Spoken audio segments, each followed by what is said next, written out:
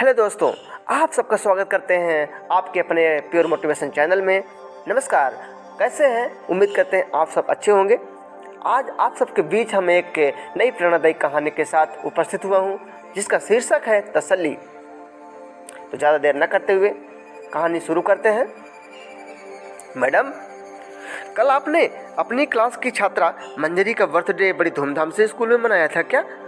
अपनी व्यस्तता के चलते कभी स्कूल नहीं आने वाली पिंकी की मम्मी ने आकर प्रार्थना सभा के तुरंत बाद जब यह सवाल किया तो सवाल का जवाब देने से पहले यह मेरे मन में जिज्ञासा हुआ कि मंजरी ना तो इनके रिश्ते में है और ना ही इनकी पड़ोस में है, तो फिर ये प्रश्न क्यों?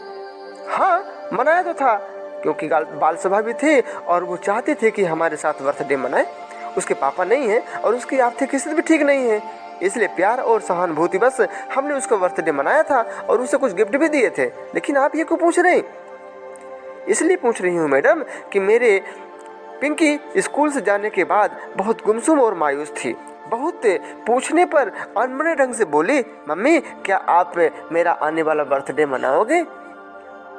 मैंने कहा, नहीं बेटा, तुम घर की हालत तो जानती हो ना, सारा पैसा पापा के इलाज में खर्च हो जाता है, तो वक्त के खाने के लिए मुझे कितनी मेहनत मजदूरी करना पड़ता है। कैसे कहूँ मैडम? उसके जवाब ने तो मुझे रुला ही दिया। कहने लगी, अच्छा होता कि मेरे भी पापा नहीं होते तो स्कूल में मैडम जी मेरा भी बर्थडे मना देती। ये कहते हुए पिंकी की माँ का गला भर आया था। सुनकर गहरे अफसोस के साथ अचंभित रह गई मैं। बच्चों के बाल मन पर इन छोटे छोटे पक्षपात का कितना गहरा असर पड़ता है। बर्थडे सेलिब्रेशन की ख्वाहिश किस बच्चे को नहीं होती भला? फिर कुछ बच्चों के लिए प्रयास को संकोची बच्चे संवेदनशील होते हैं। मेरी एक गलती से पिंकी ने छोटे से सुख के लिए पिता रूपी छत्र छाया की स्वस्थ बनाए रखने की प्रार्थना करने के बजाय उन्हें ही निरर्थक मान लिया।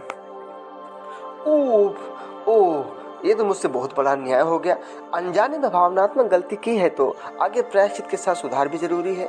मन में एक निश्चय लेकर मैंने उनके कंधे पर हाथ रखकर कहा, अच्छा हुआ कि आज आपने यह बात मुझे बतलाने के लिए समय निकाला। अब मैं क्लास के हर एक बच्चे को ऐसे ही धूमधाम के साथ है ना उनका बर्थडे मनाऊंगी। आपका शुक्रिया मेरी गलती सुधारने के लिए।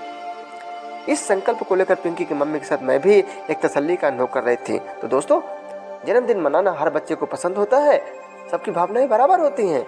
इस बात का एहसास हुआ तो भेदभाव हो जाने की भूल मिटाने की तसल्ली भी मुझे हो गई। तो दोस्तों, ये कहानी कैसी लगी? ऐसे ही रोचक और प्रेरणादायी कहानी सुनने के लिए हमारे इस चैनल को सब्सक्राइब करें, लाइक करें। हम जल्दी ही मिलते हैं एक और नई प्रेरणादायी कहानी के साथ। तब तक आप अपनों और आपका ध्यान रखें, स्वस्थ रहें, मस्त रहें। धन्यवाद। जय हिंद।